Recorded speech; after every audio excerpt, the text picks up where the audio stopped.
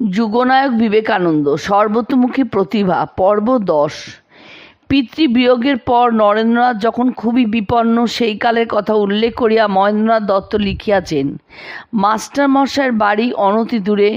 এই জন্য মাস্টারমহাশয় নরেন্দ্রের কাছে সর্বদাই আসিতেন এবং বাহিরের ঘরটিতে তক্তাপোষের উপর বসিয়া দুজনে ভজন গান শুরু করিতেন। নরেন্দ্রনাথের গলার স্বর মোটা ও খাদে, মাস্টার মহাশয়ের গলার স্বর মৃদু ও ললিত, অর্থাৎ একজনের হইল খাদ সুর, অপরের হইল মেয়েলি সুর।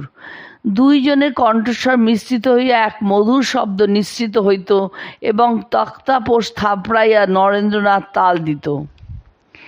তার গান যে শ্রোতাদের পরিতৃপ্ত করত তার কারণ তিনি সঙ্গীতে রস সঞ্চার করতে পারতেন। সঙ্গীতের মূল কথা যে রস সৃষ্টি তা তিনি বিলক্ষণ অনুভব করতেন এবং সেই জন্যই তার গান শ্রোতৃবর্গকে মুগ্ধ করত। তার গানে গভীর আন্তরিকতা প্রকাশ পেত।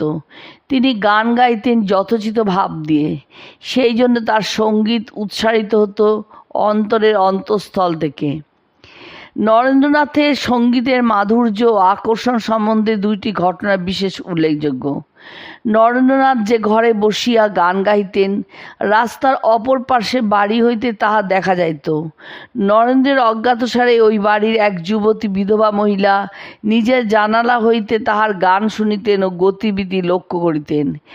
এক সন্ধ্যার অন্ধকারে তিনি চুপি চুপি নরেন্দ্রের বাড়িতে প্রবেশ করিয়া একেবারে তার দরজায় উপস্থিত হইলেন। নরেন্দ্র চমকিত হইলেও কর্তব্যবুদ্ধি হারাইলেন না।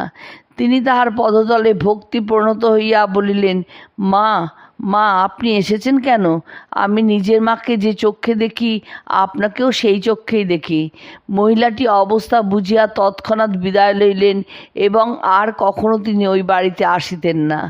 মহেন্দ্রনাথ দত্ত মহাশয় লিখিত শ্রীমৎ বিবেকানন্দ স্বামীজির জীবনের ঘটনাবলী হইতে দ্বিতীয় ঘটনাটি জানিতে পারি।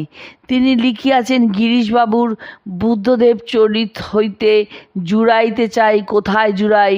নরেন্দ্র যখন এই গানটি গভীর রাত্রিতে শয্যা ত্যাগ করিয়া সিমলার গৌরমোহন মুখার্জি স্ট্রিটস্থ বাড়ির দালানে আপনার মনে পায়চারি করিতে করিতে গাহিতেন, তখন তাহার মুখ হইতে গানটি এমন শ্রুতিমধুর হইত যে বাড়ির আশেপাশের ঘরেই নিদ্রিত ব্যক্তিরা নিদ্রা ত্যাগ করিয়া স্থির হইয়া শুনিতেন।